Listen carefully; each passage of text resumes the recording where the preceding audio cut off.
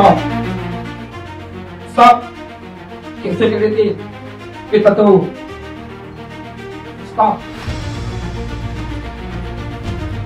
தாய்லாந்தின் பாங்காக்கில் நடைபெற்று வரும் 74வது மிஸ் யூனிவர்ஸ் 2025 அழகி போட்டி தற்போது பெரும் சர்ச்சைக்குள்ளாகியுள்ளது.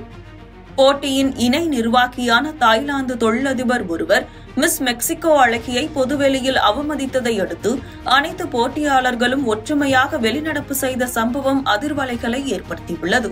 என்ன நடந்தது பார்க்கலாம். நவம்பர் 3ஆம் தேதி அன்று சாஷ் வழங்கும் நிகழ்வின் போதுதான் இந்த சர்ச்சை வெடித்துள்ளது. மிஸ் யூனிவர்ஸ் மற்றும் மிஸ் கிராண்ட் இன்டர்நேஷனலின் தலைவரான நவாட் இட்சராகிரிசில் மிஸ் மெக்சிகோ அழகி ஃபாத்திமா போஷை நேரடி ஒளிபரப்பின் போது முட்டாள்தனமானவர் என்று விமர்சித்ததாக கூறப்படுகிறது. இதனால் ஆவேசமடைந்த ஃபாத்திமா போஷ், நான் ஒரு நாட்டின் பிரதிநிதியாக இங்கு வந்துள்ளேன், நீங்கள் எங்களை மதிக்க வேண்டும் என்று கூறிவிட்டு உடனடியாக போட்டி அரங்கிலிருந்து வெளியேறினார். இந்த அவமதிப்பை கண்டிக்கும் வகையில் அவருக்கு ஆதரவு தெரிவித்து நடப்பு மிஸ் யூனிவர்ஸ் விக்டோரியா கிசேர் உட்பட அங்கிருந்த அனைத்து அழகிகளும் எந்த தயக்கமும் இன்றி ஒற்றுமையுடன் அரங்கத்தை விட்டு வெளியேறினர். இந்த திடீர் வெளிநடப்பால் போட்டி உடனடியாக நிறுத்தப்பட்டது.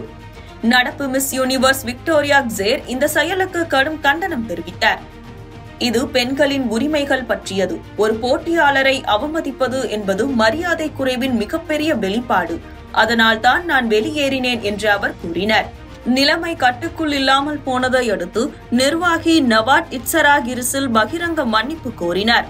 இதற்கிடையே மிஸ் யூனிவர்ஸ் அமைப்பு அனைத்து பங்கேற்பாளர்களுக்கும் பாதுகாப்பு மற்றும் ஒருமைப்பாட்டை உறுதி செய்வதாக ஓர் அதிகாரப்பூர்வ அறிக்கையை வெளியிட்டுள்ளது.